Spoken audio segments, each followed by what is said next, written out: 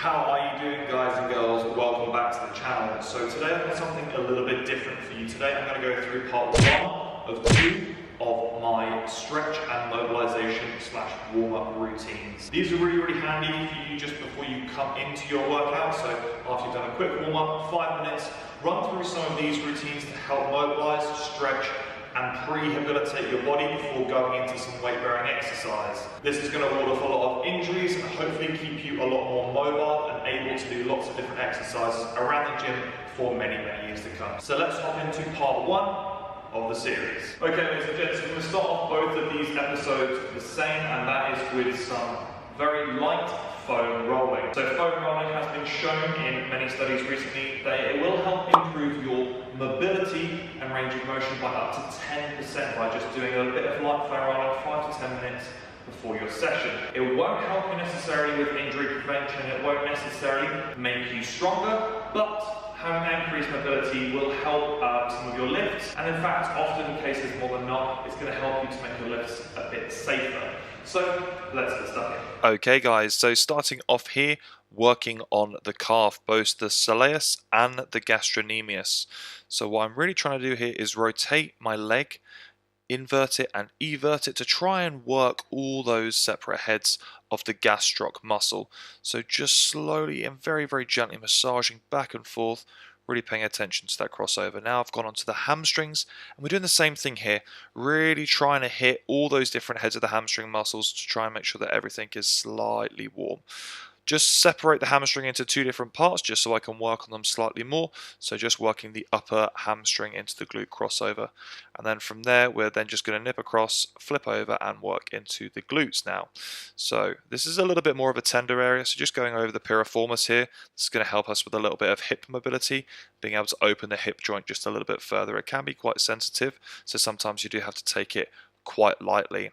And then what we're going to be doing here is finishing on a little bit of quad work and then also going on to the adductor. So I'm still doing the same thing here with the quadricep, just trying to hit the different heads as much as I can, just rotating from side to side and just trying to warm up that whole thigh.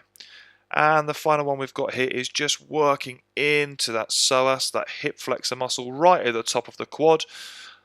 This is going to be where a lot of hip tightness comes from. So now we go into the mobilization. We're just going to do some flexion and extension through the toes, really trying to warm up the tibialis anterior and the soleus muscle in there. We're going to do some inversion and eversion. So this is now just going to be working either side of the calf. What we're really trying to do here is trying to keep the knees as still as we can and just trying to get this rotation through the ankles so they're ready for a little bit of loading when we move on to our workout after this. From here, we then start to draw the shin up towards the chest. Here we're working a little bit of the hamstring, stretching it out, waking up the glutes as well. What you're really trying to do is with that extended leg is to tense the quad and keep that leg dead straight. From there I then go into a combination of both hip flexor, as you see here, pushing back into a hamstring stretch as well. So this is a nice quick mobile one. You're going to push back and forth, really try and keep that chest up and push through with the hips, squeeze the glutes as you come through, and then into the hamstring. To make it a little bit more intense, you can take the arm overhead and just lean to open out that psoas just a tad more.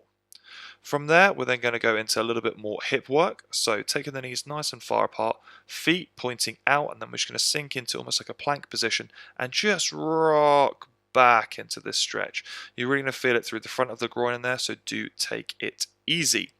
From there, we're going to go into some rollout. So just rolling out the spine into a nice quick mobile hamstring stretch, waking up a little bit of the lower back as well, getting a bit of a stretch through the quadratus lumborum, which is right at the bottom of your back.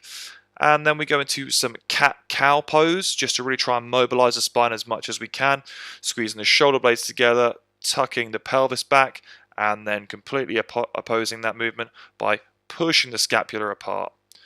And one of the last ones we've got here is the scorpion. So again, working on that rotation through the spine, trying to keep both shoulders on the ground as much as you can so the movement only really comes through the rotation. And last but certainly not least is some side knee drops. This is going to help stretch out the lower back. It's also going to bring the obliques into it, a little bit more core work and activation in there too, but this is mainly used to sort of massage and stretch out the lower back. So there you have it, guys and girls. That is my full warm-up, mobilization and stretch routine for the lower body. If you guys and girls enjoyed this, please be sure to give the video a thumbs up, and if you aren't already, please be sure to hit that subscribe button. Make sure those notifications are on so you know the next time I am posting. I hope you guys and girls can take a lot away from that and actually start to implement that into your training. If you do so, please tell me how you get on. I would love to hear from you guys. Apart from that, guys and girls, thank you very, very much for watching this, and I'll catch you guys and girls on the next one.